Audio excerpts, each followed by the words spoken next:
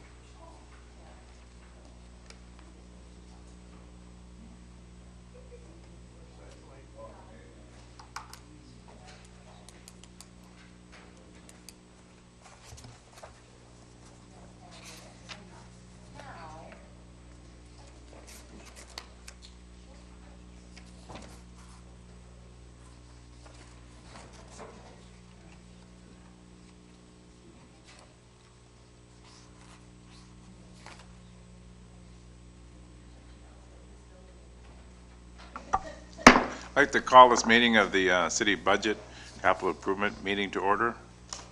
Roll call, please, Al. Sargent. Here. Gross. Here. Johnson. Here. Commissioner-elect Benson. Here. Mybom. Here. Minor. Here. Moses. Here. Mayor Hoffman. Here. City Manager Nelson. Here. City Attorney Detmer. Here. Okay, we're going to go through this, and Manager Nelson will give us an overview, and again, feel free to step in and interrupt if you have any questions. So your capital improvement budget, if you want a hard copy, the thicker packet back there by the snacks, which are also available for you, is back there. The last 3 pages of it, however, are inaccurate, and so that's also printed out. So we did not drop those last 3 pages, but tomorrow we'll compile everything and we'll drop the correct version. So just so you know that everyone's going to need what I handed out to you if you're looking at it on the packet. And the numbers, you see one starts with the one in your Dropbox does not start with page 3. The printed out one starts with page 3. So the numbers don't match up either. So if you're confused, let me know. But we had an error this afternoon, so we had to, yes, Al? That's because you just got back from vacation. Just on how to read the improvement budget, the numbers that are highlighted in green represent a decrease or an actual amount of a project or purchase, and the yellow highlighted areas indicate an increase or a supplement or the actual cost, highest cost of the project. You do have some that are highlighted in different colors, like there's a couple blue in the 506. That indicates things that we continue to budget for annually, mostly with streets. And there's some other colors as well that we highlighted last year to kind of define different types of projects. So we can talk about those when we get a little closer. So if you have questions, just interrupt me.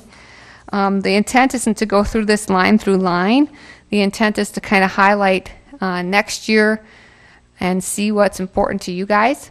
So we're going to talk about a few projects, and if there's something in that isn't talked about that you definitely want to get done, tonight is a good night to know that so we can start planning the rest of the budget around that. Also, we're going to talk a little bit about this year, things that we're either pushing or moving because we're not going to be able to get them done or because something's changed. So I also want to talk a little bit about our second penny ordinance later, and then a little bit about our outside agency committee just to make sure we have direction on that going forward when we get to the other parts of our budget.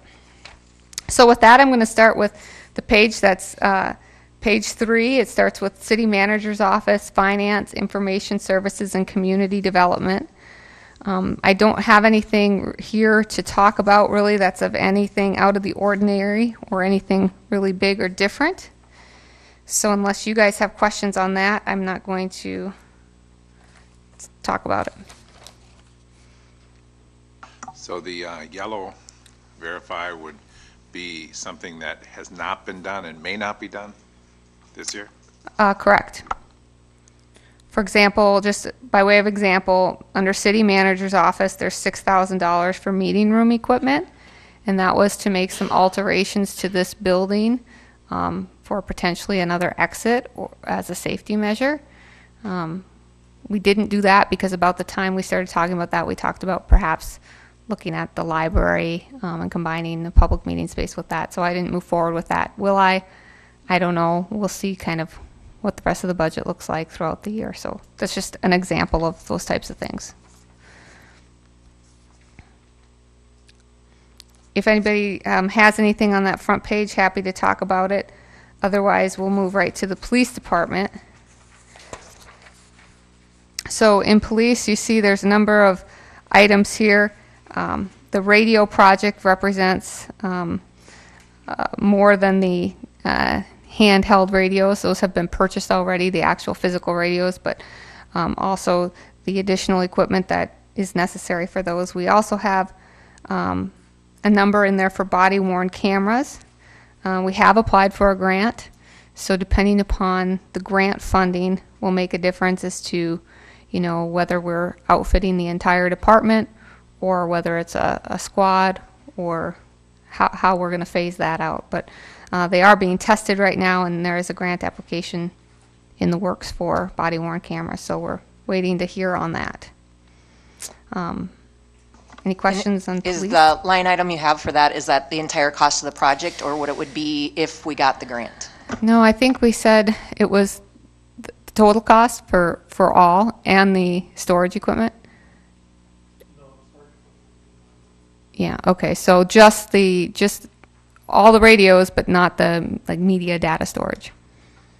So the 35,000 would cover the body-worn cameras? Am I off? Correct. Right, okay. And how much do you anticipate the grant for? I think we applied for the entire amount, right? Yeah, because I think we could, I think that the media equipment or the storage equipment was applicable expense, so. If you look down at the bottom of police, it shows a grant amount, so that's the way we budgeted. The 75 is, so we budgeted half as grant. So it may be above that, it may be below. Animal control, as you know, we no longer budget capital expense there. This year, Heartland Humane Society has partnered with us, and they've actually asked for an increase, and so that's something that I'd like it's not really an outside agency because it's contracted services, but I suggest that we talk about with outside agencies to talk about not only next year, but this year with Heartland Humane Society.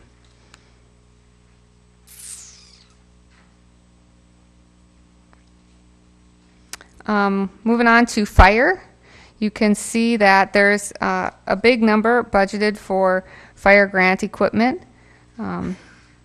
Always working towards trying to fund as much as we can from the fire grant equipment. If not, you see that we also have money budgeted for the SBCA's in a number of out years. So that's an expense that we have to have whether we have grant funding or not. So a couple other smaller projects that we have for the fire hall as well. And some equipment in the room. You have a question? I do. How is it that the debt service, which I assume is at a fixed rate, goes up between 18 and 19? I wasn't paying attention. What are you asking about? Debt service, for number one item, between 18 and 19 goes up. That's fire. That's got to be a fixed rate. That shouldn't increase at all ever.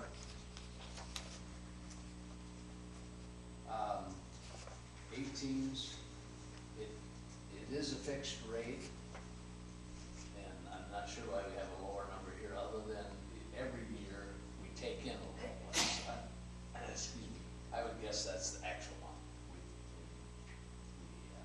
pass the resolution and we submit it to the county, but that's provided 100% of it comes in. So that's probably the exact figure for 2017. No, well, I'm looking at 18, which we don't even know yet. We don't have the taxes yet. Exactly, and that's what I'm saying, is I think you probably use the actual numbers that we got, but the debt service actually 192.32 every year. So Dwayne, do you actually know anything about that? Just a second, get to that section, sorry. That might have been what we got in actual receipts last year, because not everybody pays their taxes on time, or at all.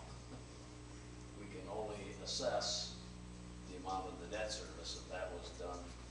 Yeah, no, I know that part. I just been trying to figure out why it changed, but, okay. I would think that's the only reason that there's a different number.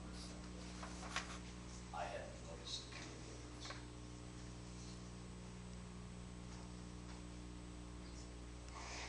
difference. We can go back if Dwayne finds something there to talk about. Under the engineering department, there's nothing out of the ordinary there, I think, that we need to talk about. Streets, you can see some of the purchases that we made already this year and planned purchases. Looking ahead to next year, there's a couple things to look at. If you take your eye down to snow and ice removal, you see a snow blower budgeted next year. That's a larger equipment project, piece of equipment to purchase. It's just one of those pieces of equipment that we have to have, and we have to have operating well, so it's getting time to replace it. I think there's another one actually also at the airport next year. So snow and ice will be interesting. Certainly this year was hard on equipment, but every year equipment's purchased, so I don't think we're going to have to buy any more equipment than we would have normally, but we should continue to keep up. It's our operating where we may see a little bit come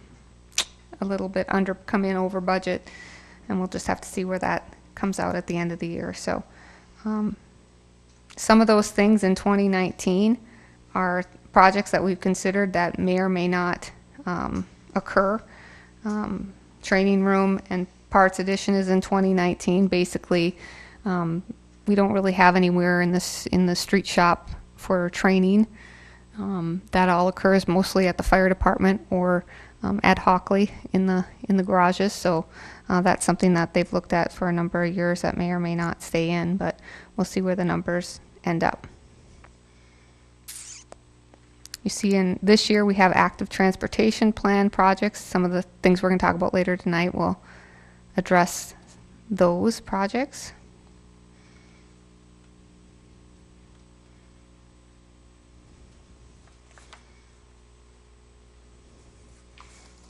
Nothing else there? Okay, let's talk about City Hall a little bit and traffic control.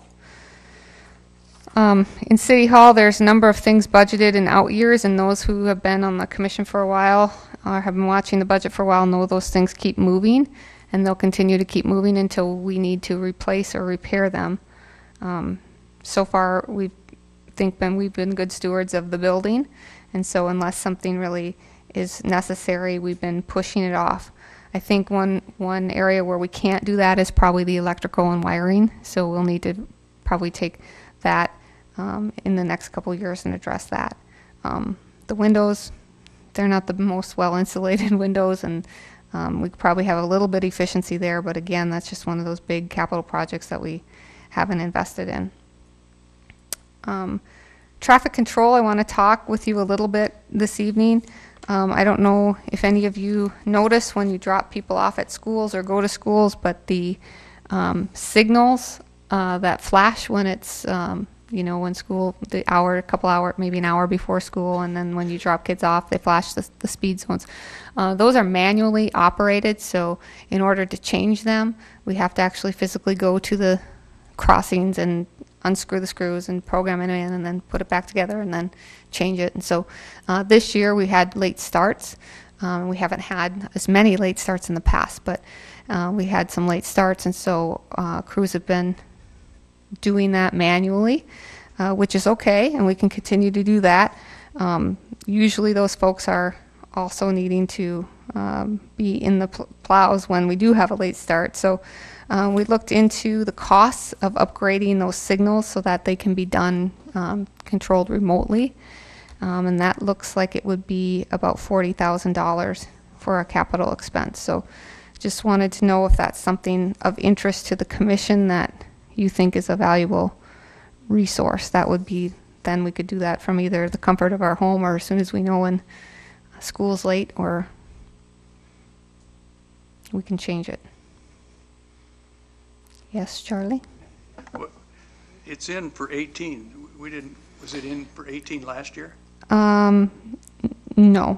Okay, You're talking about the 25,000? yes. That's an annual figure that's based on replacing, Any signal. any street lights. So the school crossings, my sheet says 3,000, not 40,000. Yeah, so sometimes, I mean, that's a budget, that's a number that's budgeted. I didn't put the 40,000 in there. What I would do is probably add it to the 25. The 25 is in there standard, or create a new line item, one of the two. It's not in there now, I'm just mentioning it because it was brought to me as a concern and wanted to know if the commission wanted to put it in. These numbers haven't changed from last year as far as I can Okay. understand. And just to clarify, prior to just the most recent few 10 a.m. late starts, the city typically did nothing when it would come time to perhaps do something in the event of a 10 a.m. late start, because the entirety of the year was pre-programmed in accordance with like school hours. Right, and I think they didn't have late starts always. I don't know, but I thought that was a recent change. But even if they would have had late start, no, we wouldn't have. The only time we change it is daylight savings time, because that's then for the whole half of the year. So no, we didn't do anything. And how many of these school speed limit warning lights are out there? I think there's 6, 7. 7 locations, so 7 total poles. Like 14 poles, there's 2 poles at each location. In each location, 7 programs. gotcha. 7 program boxes. And so each location requires someone from your department go there manually in the event of a 10 a.m. late start and hurry up and make those changes. 7 stops. 7 stops, okay. The I would other s- issue, though, excuse me, the Go other ahead. issue is when we have vacations, nobody changes them. Yeah, Right. So I mean, we can do. All of that, yeah. We have to make sure we're in good communication with the school on what days they have off, but typically that calendar is updated really well. So, I mean, we can do that. But that's up to the commission if you feel like that's a worthy expenditure. I simply would say, speaking, I obviously teach in the school district, but I drive through 2 zones on my way to get to school. I drive through the middle school zone and the Stewart school zone, and I think it would be extremely advantageous to be able to change those lights as quickly as possible on a snowy morning. When we call a late start, we have a lot. I teach at the high school. We have a lot of inexperienced drivers. They're very young, and they're so eager to get to school. And sometimes it's not necessarily just the snow, it's the ice.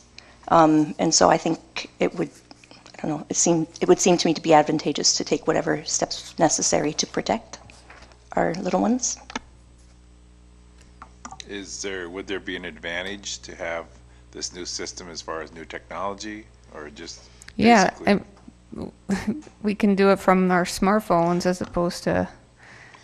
I mean, everything is upgraded, including the hardware, whatever it takes. Yeah, I think the software was there was no cost of software for the first 5 years.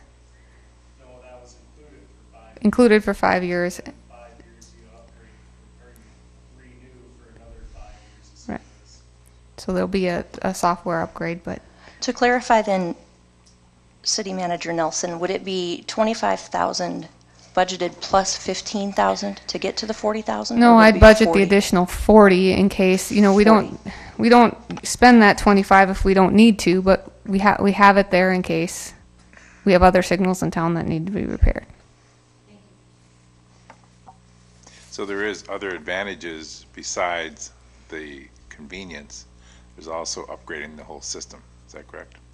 With this money, it's not just the fact we can control them so easily. It's just it's also upgrading the whole system, which could be maintenance. If we don't do anything, it's possible that we could have maintenance issues. Yes. That includes new LED lights, and yes, the latest technology. So it just isn't the app, it's more than that. Or you could buy Adam a warmer pair of gloves for $50, because he's been doing it. I think it'd be worth going forward myself, Okay. anyway. Okay, well, we'll leave it in there for now, and then as we get closer to the budget details, if it's something that we want to keep in there, we sure will, but we'll leave it in there for now. I'm going to ask, going on to the airport. Sorry, I wasn't done. Bucket truck. bucket truck. I know I'm getting old, but I remember when we got the last one. It wasn't that long ago, or it doesn't seem like it to me. I don't remember when we got the last one. Do you, Adam? I don't know right offhand what year it is, but this is in accordance with the replacement program. How many hours does it have on it? Okay, I'm not sure what. but how many hours do we use it? I mean, 10 years, if we don't use it every day, is different than 10 years in a police car. Right, and that's the sort of thing that was in and out here when this budget was written, so then that's evaluated every year, but that's the schedule that it was up, so, within the next few months here, that gets evaluated and determined whether or not it stays there or gets pushed out. Okay. Recommended to stay there. Correct. So I should use one. Yeah, so, I mean, that's with any piece of equipment, we'll look at the snow blowers, if it looks like we don't need to replace them right away, or there's not a lot of hours on them. Those, any of those pieces of equipment can be pushed. There's some, I guess, strategy in making sure too that you can, some of your backbone pieces of equipment that you make sure you have good operating with low man hours, and it just depends upon the piece of equipment and what else you guys want to do. So, since it's been a while since we've talked about the airport project, I want to have Dave talk to you a little bit about the FAA apron project, because it's been in the budget for a really long time, but he's just learned that 2019 it's actually going to happen. So I'll have him visit about that first before we talk about the smaller capital in the airport. Yeah, knock on wood, but at our recent airport conference, we had a real good meeting with the FAA folks, and figured out a way that we believe the project can move forward in 2019. It was a 2014 grant originally, and so FAA doesn't like grants open that long, so they're going to actually close that grant out and then reissue it in a 2018 grant, which will be to our benefit because it'll make some more of our consulting fees eligible for funding. And that project involves removing the tile hangar, which is that old hangar that's kind of off to the east there, clearing that whole area, taking out all that really bad asphalt that's in there that's pitted out and crumbling, and replacing all of that, making more room for larger aircraft to stay, and also hopefully moving the two private hangars that are in the way of the project to the south end of the hangar row. So things look positive at this point based on the last news in the last week or two. And our match for that is 5%. Yeah. right, which equals still. That 750 that's in there, that number is going to go up a little bit. So 5% of whatever the new number is as 2019 construction would dictate. So that's a project long in the making that we're hoping is going to come about in 19. You also can see there's some smaller capital items that are adding up. I'm guessing not all of those will stay. There's a couple of different mower replacements. Just like the trucks, we'll take a look at the mowers and see what we absolutely need to replace and what we can wait for a while. You missed the not so small other item, the new T hangar at 500. I'm going, is that to replace the tile hangar? And do we have committed occupants of that? There's no point in building a hangar if we have Right. nobody to occupy. Right now, we don't have committed occupants. We've had interest, and that isn't something that we plan to, construct unless we had committed occupants, so that over time it was cost neutral. There is more demand, I think, overall on the airport. Hi, Chris. From a few years ago. We have budgeted for it, but it isn't something that's going to happen in the short-term future. Okay, so it's a placeholder in 19? Correct. Right, and it's Unless you guys tell us differently tonight that you absolutely want it done. Again, my opinion would be unless we have people willing to sign a lease saying we will rent space, there's no point in Yeah, building it. that's the point. I don't see that possibly happening. The last T hangar was half of that amount, and the FAA built it. So that number is higher than it can be, and I agree 100% with Commissioner Gross. There's no doubt that we'll get the tenants, and last time we had the tenants prepay and sign a document to prepay our local share. So we just have the ready, and I think it's a placeholder is a good call on that.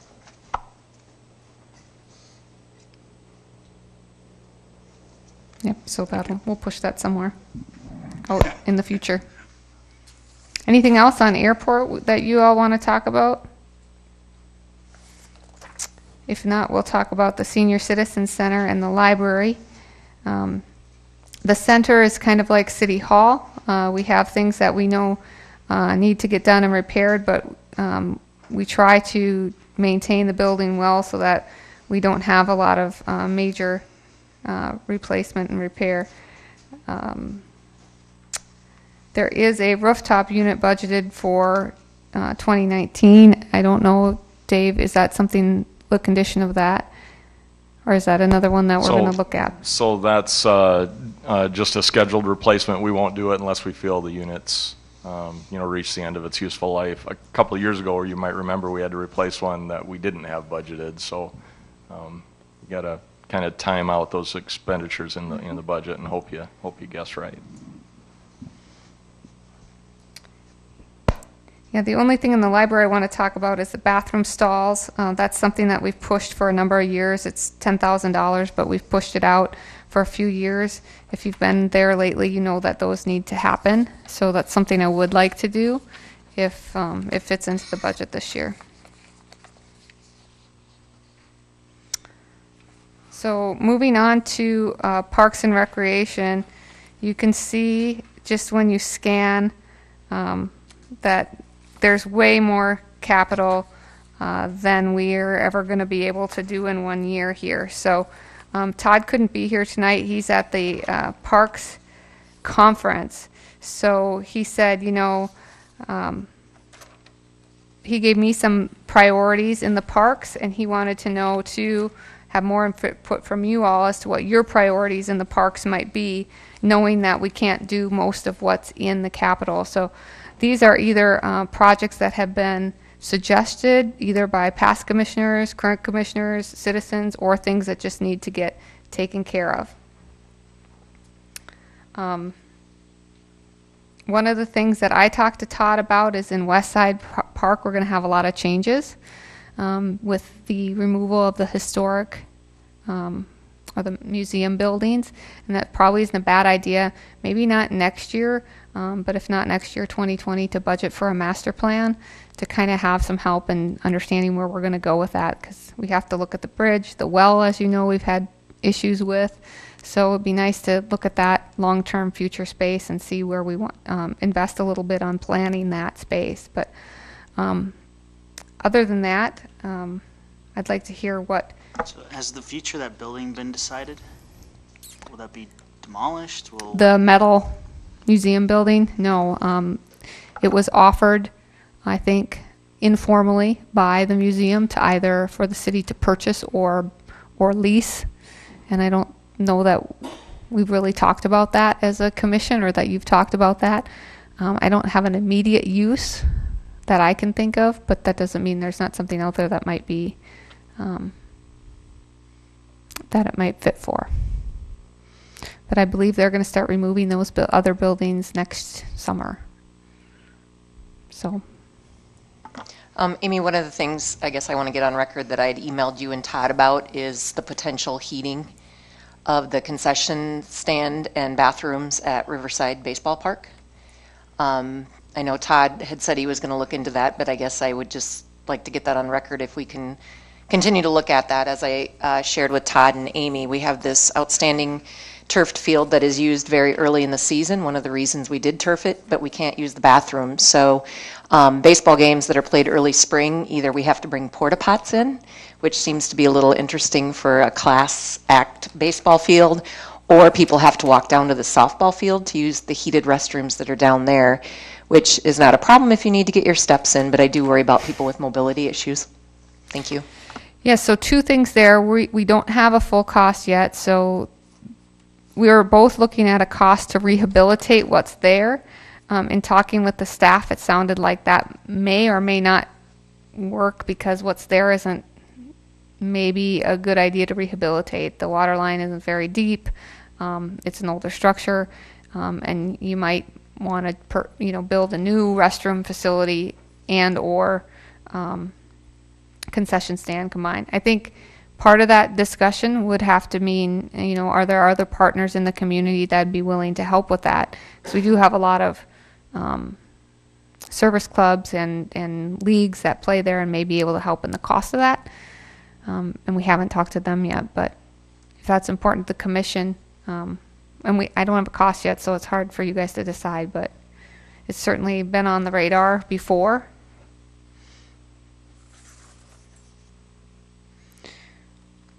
So, go ahead, Tony. Speaking of first-class facilities, I want to talk a little bit about tennis court resurfacing. Is that truly scheduled to happen then this summer or sometime soon? I bring that up because the tennis tournament that happened at the NFAA facility, that was, I think, probably one of the coolest things. It is a year-round type of ordeal now that kids can have access to quality tennis courts. Don't have to worry about the kind of expensive resurfacing that we're on the hook for. $25,000 to resurface outdoor tennis courts that can only get used a couple months out of the year. Just curious to know if there's any interest in basically transitioning away from being responsible for tennis courts whatsoever in this inside city limits, and perhaps see if we can't just support the NFAA's efforts to have tennis happen out there year-round. Yeah, that'd be up to the commission. We did resurface some last year, and I believe we have some scheduled. This year as well, and we can certainly make that happen. It's true they're not used often in terms of the time of year that they're used. It's a short period of time. We've had a lot of requests for pickleball, so we don't have Which a has been a smashing success out of the NFAA. So that I think would be another request that we would have. So that's up to the commission if you no longer want to maintain and upkeep those and would rather invest somewhere else. But we maintain the ones at West Side and the Summit and Memorial Park. Correct. So there are quite a few of them And out I there. feel like last year we did West Side and Summit, but I'll have to get back to you on that without Todd here. I would not be interested in moving indoors. I think that it's more than 3 months because normally you could play starting in April and through September. I mean, my kids were both in tennis, and that's a spring or fall sport depending on. So Can you talk about the required weather conditions with regards to wind, for instance, in order to have a competitive play outdoors? It's like track or football. Okay, you play in the snow, the wind, the rain.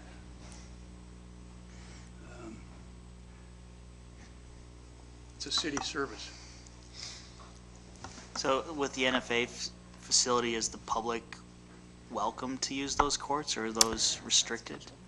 I'm not sure how that works, and I don't know if the school has a relationship with them, a contract with them. I don't think you can just walk in there and use them like you can a park. And then there's you have to get out there, but I can ask NFAA if they'd be amenable to something like that. As far as the bridge in West Side Park, is that something maybe the federal prison would be interested in taking on as a project? it's something we could sure ask them. I don't know what the state requires of that, but if it's something they could help us out with, certainly. I think West Side Park is one of those spaces where it does call for a master plan, because depending upon who ends up owning the other land adjacent to it, we should talk about that and how that looks in our community and what the future is there. I know we got that gazebo out there too, for Riverside Park. I know we came up with that years ago, but I don't know if there's any point in keeping that on the radar anymore. Anybody really feel strong about that? Do we have some Eagle Scouts that can build wedding gazebos? Well, we talked about that a little bit in the budgeting session, and we kind of thought, at least for the next couple years, it's probably not worth looking into or thinking about seriously, only because there's so many changes down there with Walnut Street, the water treatment plant. And so if it is something you're still interested in doing, that it might be better for out year in the future. The other thing that's been talked about among staff anyway is reconfiguring some of the things that are happening on the west side of the lower deck of the Meridian Bridge, and maybe reconfiguring parking and replacing where the parking is now with green space, and putting the parking somewhere on the area that we're calling the lawn now, to make the green space, to make that space right in front of the river the actual green space. But my intention would be to push that wedding gazebo out, or take it off. Yeah, we talked about that before. That's a great idea, I think. If you think about the prime property of where the music is on the Meridian and where the crowd is, and it seems like that would make sense in a grassy area. But my question is now that it's all tore up right now, is this the time to proceed with something like that, because it's all torn up because of the piping? I mean, it pushes it ahead a little faster than you like, but it's something that, do we need to talk about doing it sooner than later because it's all torn up? It might be, but I think by the time we start investing some thought and time into the plan, we're already into our season of events, and those things could be changed. I just don't know that we would have, summer's here, so I don't know that we'd have enough time to plan it and do it properly. Either put concrete back or grass. It would be easier. As the commission wishes, we can certainly come up with a plan and reconfigure things. Because most of the parking lot is broken or needs to be replaced right now. So if we're going to do something, the time would be now, I'd say. You still talking about the wedding gazebo? No. About changing I thought, okay. No, changing the configuration. The piping, the project that's going on right west of the bridge, where it'd be basically just south of the lawn, where the band sets up, right in that parking lot. Putting the grass area in there, just a prime property for grass area right on the riverfront. Just makes sense to me that, that we have a parking lot on the prime property. We have so many parking places within a block. Well, we'd still put some parking there. We've talked about angle parking, and we've talked about parking on the north side of the lawn area, because that sidewalk's connected. Yeah, that's... But we haven't, all we've done is literally sketched on, the backs of paper, just as ideas. Amy, could you, one of the larger expenses coming in 2019 that I see specifically under Parks and Recreation, and I'm really not trying to focus on just bats and balls tonight, but is $423,000 for, it says Sertoma Park concession renovation.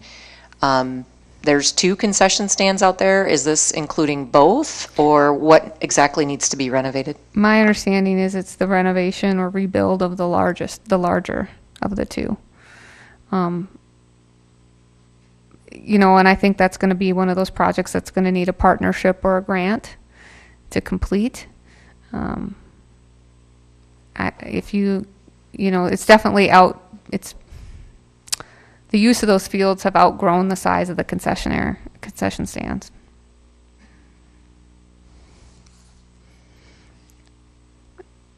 Some of the priorities that Todd mentioned, and he wanted to hear what your thoughts were, his priorities, he said, are continuing with sidewalk in the park and concrete trails in Memorial Park.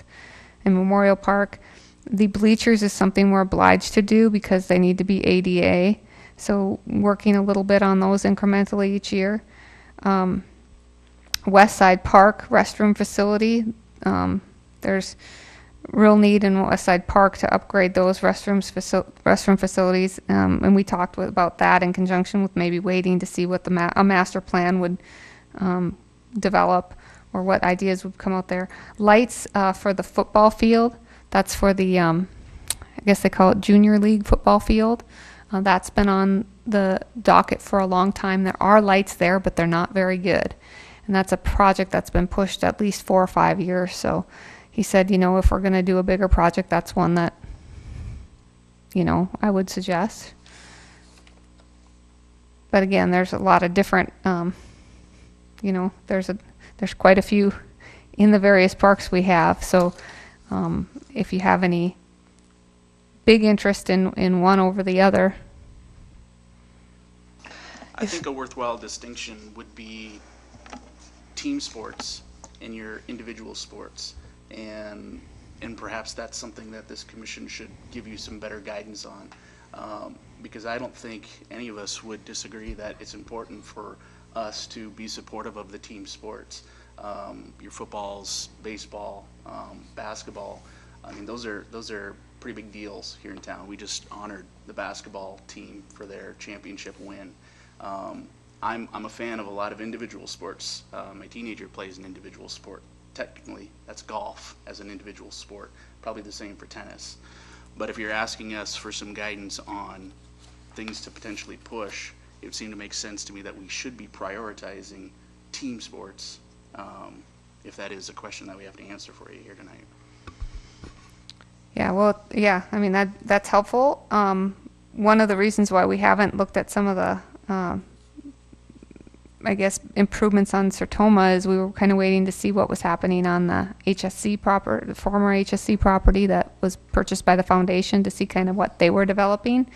And I don't know if that, I don't have an update on that for y'all, but I think that could come into play too as to how much we invest on amenities in case we want to, help a development occur out there. Soccer is no different. Soccer has the same, and we'll have the same question as they're looking at property for a partnership from us, I presume.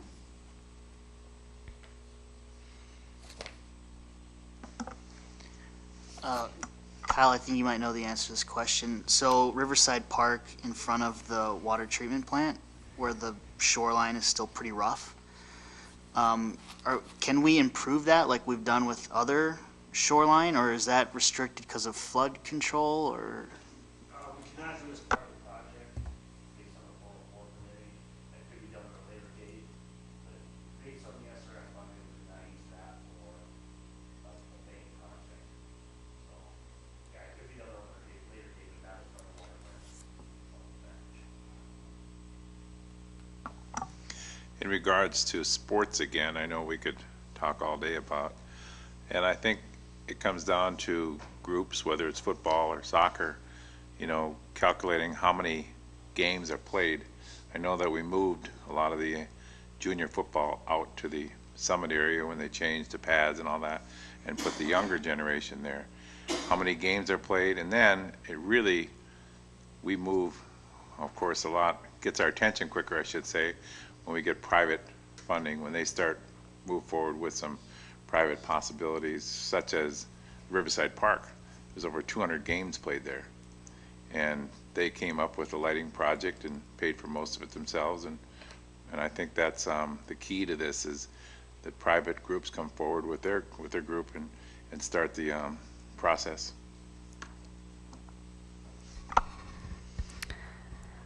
Well, and we can come back to the parks as well. I do want to spend a little time talking about the pool and the Dive in Yankton's request. We had a subcommittee, as you know, of the commission who's talked with you all about what portion of the second penny do you feel that we could contribute towards a match for what's raised in the community. So in talking with staff, I think we could be comfortable anywhere in the 1.5 to $2 million range. When we edge up towards higher than that to 3, that's when I start to get a little uncomfortable. Al would like me to remind everybody that it doesn't solve any of our problems or change anything. So an allocation or a budgeting an amount to dive in to offset the cost of the pool with city funds here in the second penny isn't going to change anything. All the projects will still need to get done. They'll just be delayed, or we'll reconfigure them. So we are doing a lot of infrastructure projects this year and a lot of big infrastructure projects. So probably where we'll see some of these things impact is later on in some of the smaller, more local street projects. We're certainly not going to let anything fall apart, but if that's what the commission chooses to do, I don't know where we could get a significant match out of the general fund. So that's why we're suggesting second penny. But that number is important for us to know tonight because that will set the wheels in motion to changing an ordinance to allow for that and to talk a little bit about how that impacts the rest of the entire budget. We talk about a one-time fee, or is it something that was going to be spread out over years? Well, I think The initial, not the- I think I would spread it out into a year of engineering and design and then a year of construction, maybe 2 years. I think some of the pledges won't come probably, the larger pledges probably won't come all in 1 year either, which would be okay. The issue is that Dive Yankton is getting asked from the donors, what's the city putting in? And certainly we're going to put in a lot in terms of ongoing maintenance, staffing it, continuing to all that, but for the initial construction. So they're kind of at a roadblock, and I think it does show a good faith effort, especially if we need to ask the public to help fund it with property tax, that we're finding some ways to make a contribution in your own budget. Well, there's no doubt that we'll have to come up with if we're going to support this thing and move forward, we need to get the process moving to change the ordinance so that we can use second penny for the pool funding, correct? Correct. And if we do that, that amount is going to be the biggest, I know Mitchell's just came in a lot less money than they anticipated, which I hope this would too. But if we have X amount of dollars, but we can still have the flexibility in each budget. My point is, by coming up with a figure, how do we know what the match is? It's just so confusing at this point. How much will that put pressure on our streets? That's always the big question, is how much do you push off street projects to fund the pool? The big question, like how are our streets compared to another city? Are we pretty good shape that we can afford to use some of our second penny and feel okay about it and push some, obviously we'll push projects back. Yeah, I mean, it depends upon who you ask how our streets are. I mean, I think comparatively to other first-class communities, we have beautiful streets, excellent streets, and we maintain them really well. But we have that standard as well. Is anyone going to notice that in the future? Besides, city employees or city commissioners, I'm not sure, but it might make a difference of a local street project that we have to push 2 years instead of 1 or 4 years instead of 2. It's pretty hard to say. And it depends upon how well things hold out. But, I mean, I'm confident enough to recommend it. I'm not comfortable or interested in saying we should, fund more than 2. I guess for me, if I'm recommending a number, I wouldn't go beyond that, but that's certainly your guys' provision.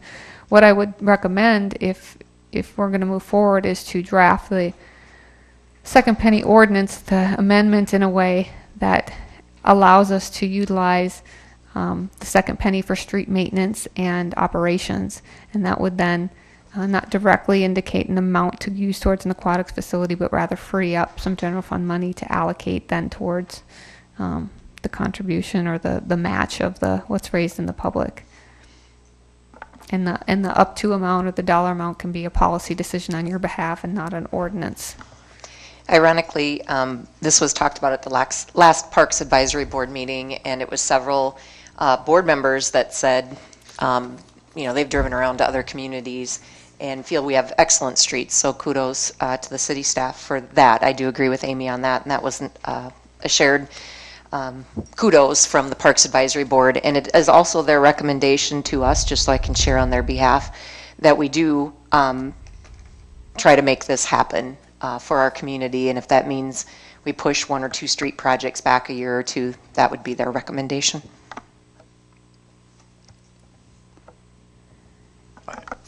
I think in fairness, you've got to go back. We started working on streets in the early 90s when we passed this ordinance originally, and we've had 27 years or 26 years of really pumping money into our streets. We can afford to take a couple of years off, especially given that this year we've got 2 of the worst, 8th Street and West City Limits Road, under construction.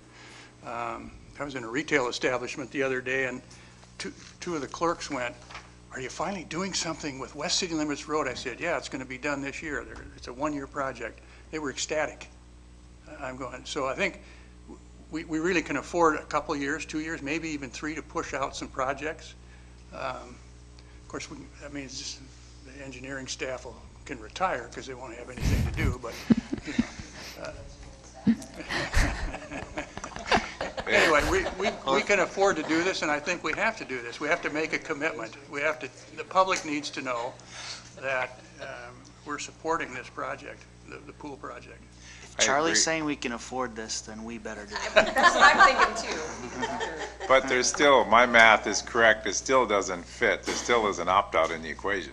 Yes. Unless, correct me, obviously. Yeah. But what is that amount? And the larger that amount is, the worse chance, I think, of not going through. It depends how much they raise otherwise. If they can raise 2, 3, or 4 with our 2, then you subtract that from whatever the final number of this becomes. And so, you're looking at an opt-out of something in the 8, 9, or 10. And we don't know what that is because we haven't seen the final figure on the pool yet. Nor have we seen the final figure of money that they can raise, of the commitments that they can raise. So all of those factor into this. But Amy, if you're saying that $1.5 million is a comfortable one, so could we just do 500 million for the next 3 years, just as a placeholder to start? 500,000? Yeah, sorry. How much money do we have, Al? Sorry, 500, yeah. $500,000. Yeah. Just for a placeholder, just to start. Yeah, sure. And like I said, I mean, I'm comfortable up to 2 where I wouldn't have said 2. When it gets to be over 2, I'm starting to get a little nervous, but I think you could do more than that. But when I look at, what a $2 million street project is, and then I think of that, how much we spend each year on capital and streets, I think we could do that and still be able to maintain a good, a high quality of streets. But I'd like to be able to give Dive and Yankton a number so that they can take to their donors and their individuals and tell them that this is what the city's inclined to match. And I realize that future commissions can change that, but I'd like to be able to say, the folks that are sitting behind the table now think that this is a manageable amount. I agree, Amy, and I would actually push for closer to the 2 million than I would the 1.5. I would agree with that too. I wouldn't even mind more. I think it's important that the city feel uncomfortable because it's a big. There's going to be a lot of citizens that are going to be uncomfortable with the tax increase, and I think we as a city need to also contribute to that, and that's part of our job. So I agree. I think we should go at least to the 2. Okay. Well, I can certainly work on a budget proposal around that figure, and then work on a proposal for the second penny ordinance that allows that to happen. And you guys can then, when you're voting on it, let us know which direction you want to go and if you want to go north or south of that. Other than that, in the pool, of course, the current pool, what we're doing is purchasing a little bit of furniture here and there. There is a phase 1 and phase 2 pool construction number. Those will change. Martin Creek, there is capital budget there as always, but we typically don't spend that unless there's something that we need to. I do think that this year, 19, that their gator will need to be replaced, so they probably will need a utility vehicle at Martin Creek. Bridge and Street Fund. Pine Street Bridge, you see there, is ongoing. I think they've already started, so hallelujah on that one. We do need to take a look at Cedar Street Bridge and see what kind of repair we might need to do there, or what the plan can be there. I think what we'll do is try to tap into the Bridge Improvement Grant Fund again. However, now it's much more competitive than it was the first go-around, so we'll see where we end up with that. Also, we have a placeholder for Meridian Bridge inspection, which is just a number that we threw out there. We'll probably start budgeting a little bit of money incrementally towards that, as that's important to the future of that structure. Amy, just a clarification on that, sitting on that subcommittee, didn't we also talk about maintenance, so that include the inspection and continued maintenance or maintenance that may come forth? We did, and I did not make that note here, so thank you.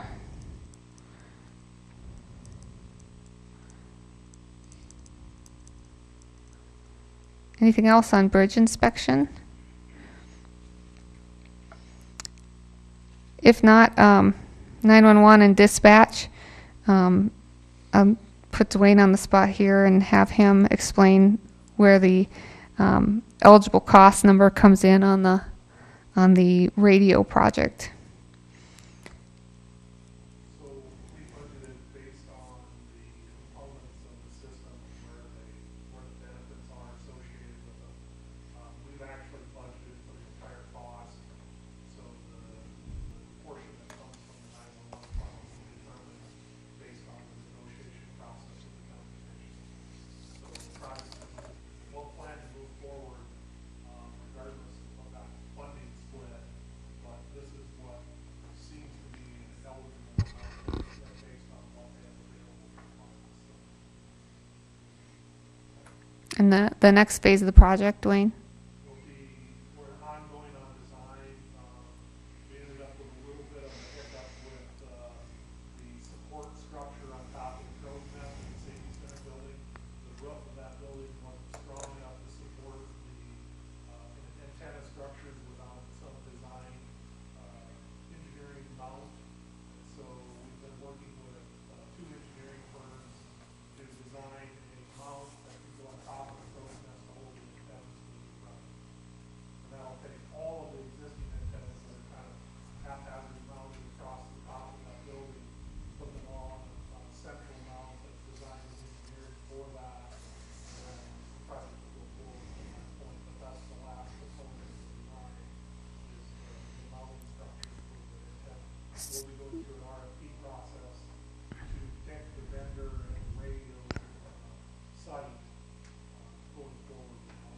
Coming up in the next few months. And I would guess once we know what the estimates are, we'll be bringing that committee together, and we'll probably have to, I think, select somebody else, because I think we've had some people leave the commission that were on that committee and start talking again with the county as to what what the contribution might be able to be to help with that project. Question is really for Al, I think.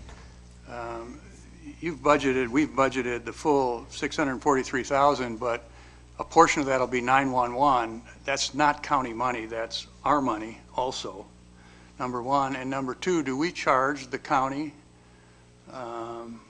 for calls that we handle for that? I mean, we pay rent to be in that building. Do they pay rent to us for the service provided by the 911 center?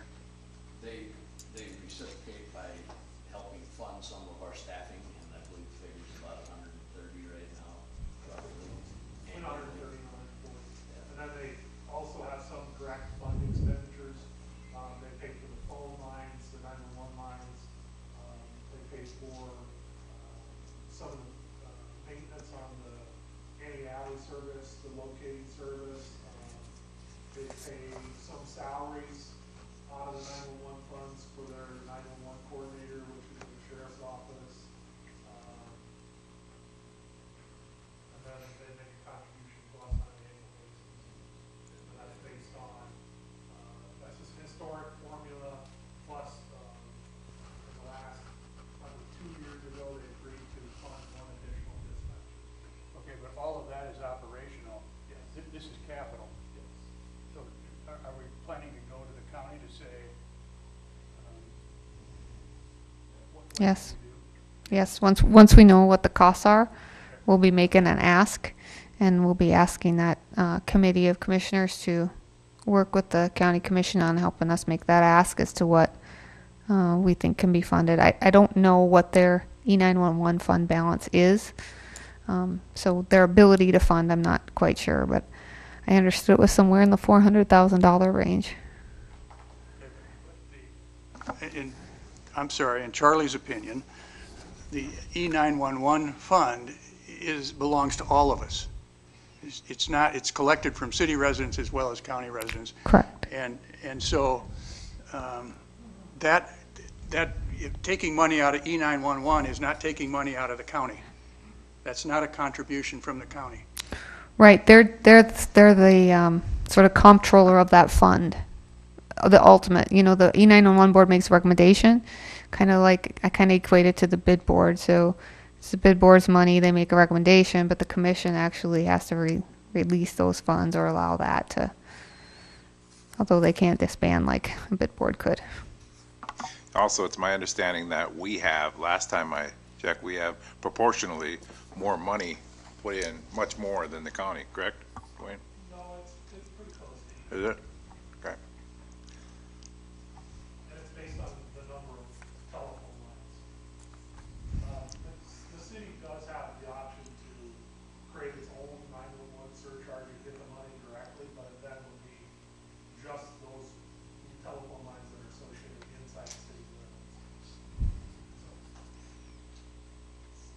Yep. That's a fund that, those funds can only be spent on certain things. Yeah, in they're 911, so cer- it's reserved for something like this. Correct. Okay, water utility.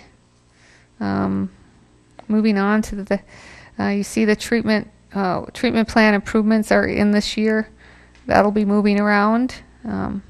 Kyle's doing a good job spending that fund down. There's a number of water projects, street water projects in the street, so we're trying to do a better job of lining up those with the street department to make sure that the priorities are the same, and that when we have a street project plan, we have a water and sewer if needed project plan. So all of the projects that are budgeted need to happen. However, the timing will depend upon what street projects end up staying in the budget. Notice the treatment plant improvement, 19, 20, and 21, 0, 0, 0. Well, that might not be the case. Yep. Pearl Street will happen this year, and there was a lot of problems this winter with Pearl Street, and it just needs to happen. So.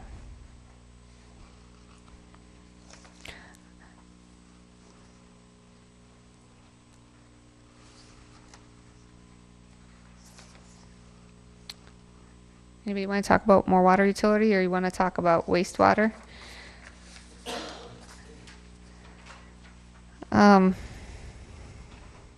The big project here is that midway down the page you have the gravity sewer at the lift station that came in.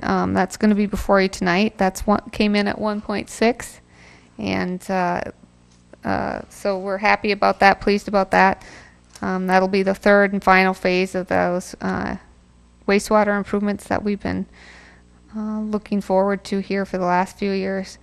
The other big thing that I think we need to start talking about is studying our future needs for wastewater long term. That's something we talked about at strategic planning. So we need to think about putting a number in the budget to have somebody come in and help us talk about future needs, expansion or reconstruction or whatever it is that we'll need to do, because I think our last improvement was in the early 90s. 2000. Okay, so that was 20 years ago already, so. Anything else on wastewater?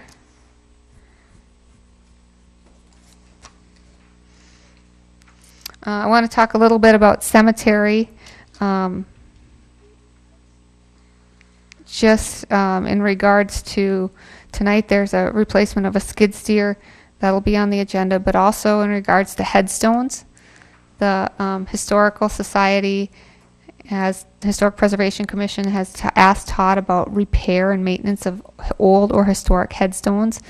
And there's hundreds of headstones, literally hundreds before 1900, and many that are in disrepair, and there's some that are maybe historically significant, either because who's buried there or the time that they passed.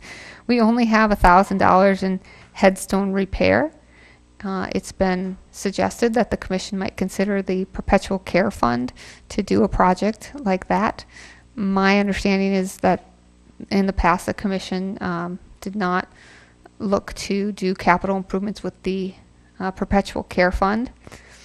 My suggestion would be to perhaps consider matching a project that the Historical Society, I keep calling it Historical Society, Historic Preservation Commission would be interested in doing. You know, if they were to able to come up with 10 or 15 stones that they want to see either repaired or put a different marking. So there is some long-term, some of these stones are, you know, it's soft and they'd be difficult to repair.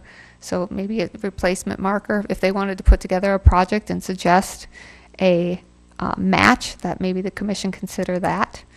There is $153,000 in the Perpetual Care Fund, roughly. But I've always understood that that was something that wasn't to be spent on capital. So I'm not sure what the commission's belief is on. That was my understanding, is the Perpetual Care, when the city assumed management of the cemetery, that was what the original Cemetery Association had left in their pot for the maintenance of the whole cemetery, not headstones. And so I think we take interest off that, whatever that generates in a given year, and use that for operating. The rest of the operating comes out of the general fund. So I would be opposed to reducing that source of income. That's like a trust fund. That was exactly what it's called, Perpetual Care Fund.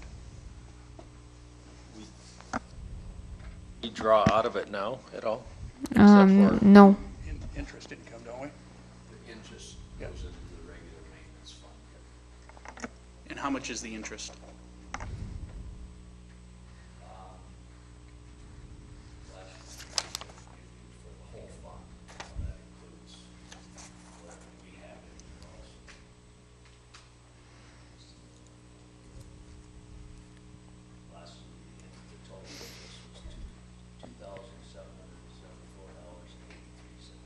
On how much? 150 some?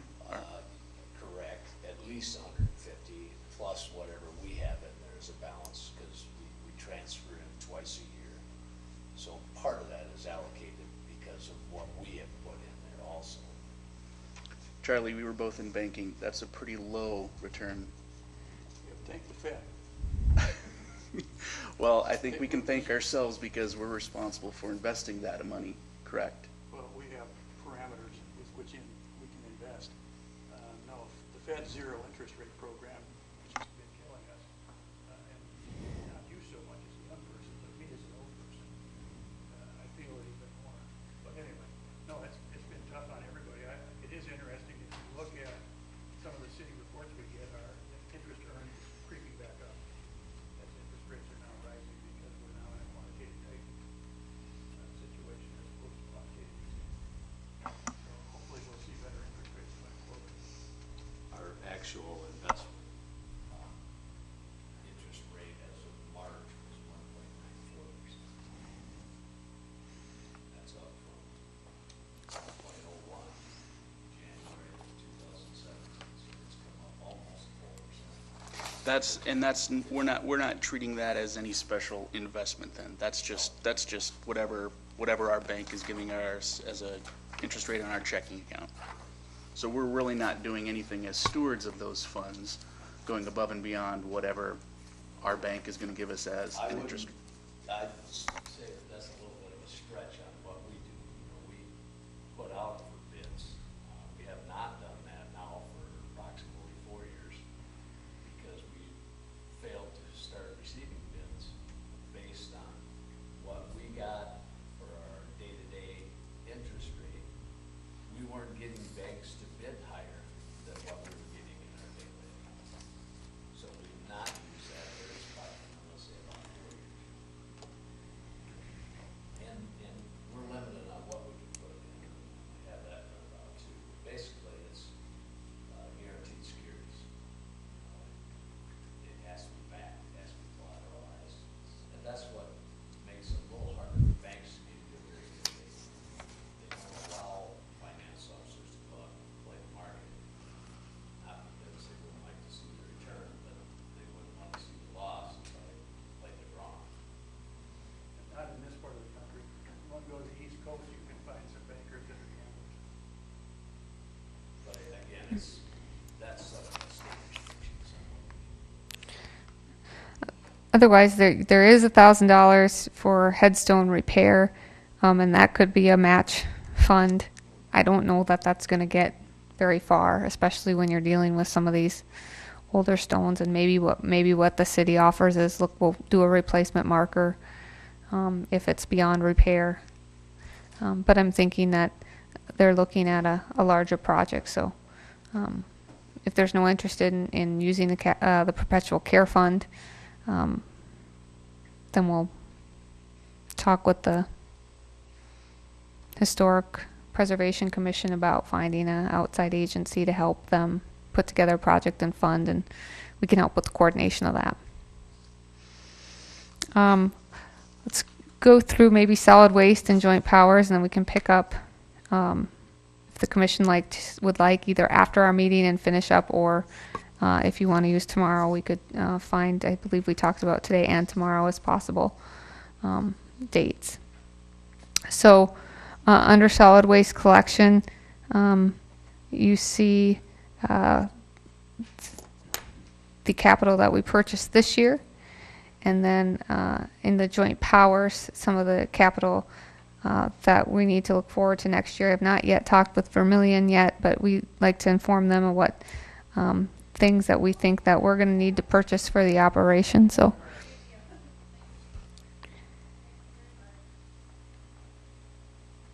any questions on either of those?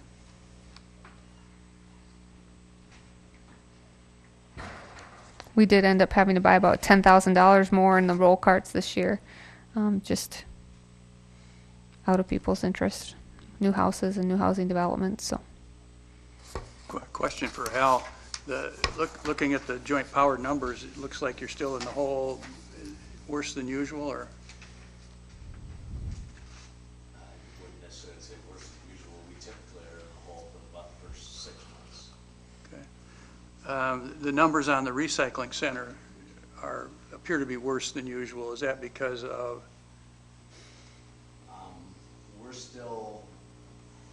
We're treating recycling as non-existent. We have a small amount of expense and a small amount of revenue based on a couple of journal entries that we make where we allocate between, but we will no longer have revenue or expenditures in the recycling end on our end.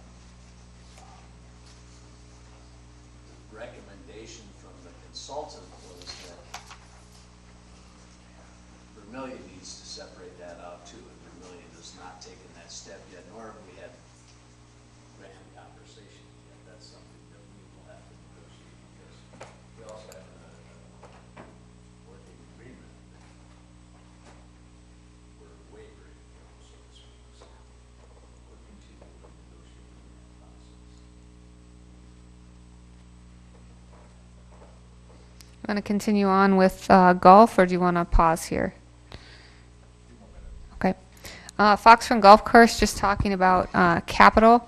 You can see there that there's a number of capital purchases that we need to make and should make to continue with maintenance of the Fox Run Golf Course. I did get asked what the loss was for 2017 on the course. And Al, were you able to get that figure today? The transfer that came from the general fund last year, is not that big.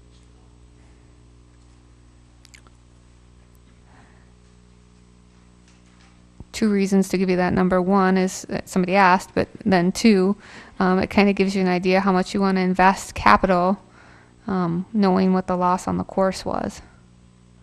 We transferred $167,340. That was exactly what was budgeted. That made us slightly better on the cash in, but we're still in the hole if you take the current assets minus current liabilities.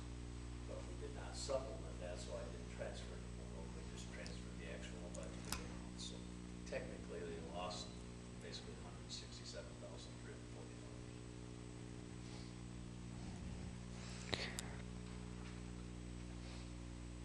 So any comment there on some of the...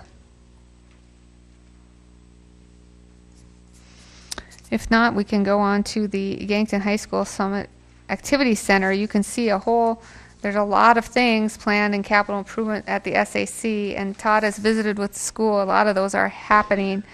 The painting and the inside's happening. The student parking lot and the west event lot look like they're going to happen. Roof replacement, gym floor refinishing. On Friday, Todd and I are going to be meeting with the Johnson Controls on the HVAC system for the swimming pool.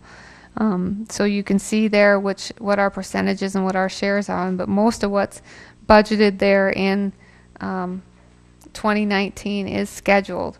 There are a few exceptions. The water fountain in the auxiliary gym, that's mostly ours, and that's something we could not do, but that's a small amount. The fitness equipment is ours. That's something we could not do.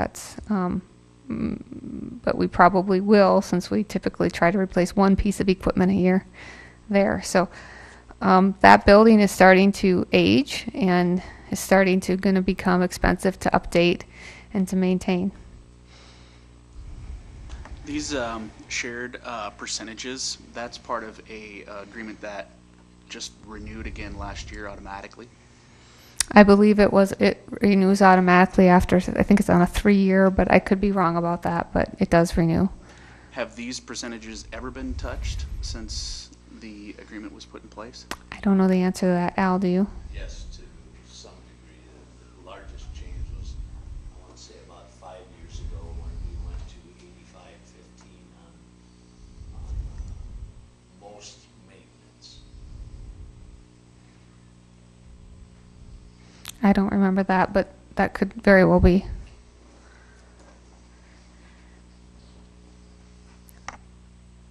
One of the things that we would like to do is there's the doors going into the pool. The stainless doors are starting to show age and needing to be replaced. So we'd like to do that, but we'll just depend upon what we really have for capital, because there's a lot of improvements that are going to happen, and they're necessary. I understand necessity, but what did we lose at the summit last year? 250?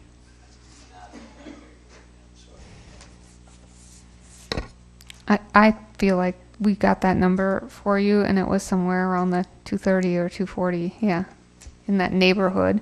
We can find that tomorrow.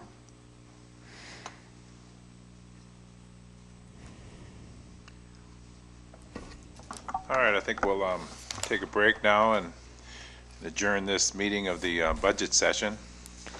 Mayor, would you like to continue after our regular business? Yes, we will continue after there. Thank you. Our regular meeting. Is there a motion to adjourn? Second. Been moved and seconded. All in favor say aye. Opposed? Motion carried. And thanks for everyone for coming. Hold on, we're just in a little bit of recess here for 9 minutes, okay? We apologize. I didn't know you guys. No problem at all. You can, public, just come on anytime. Thanks.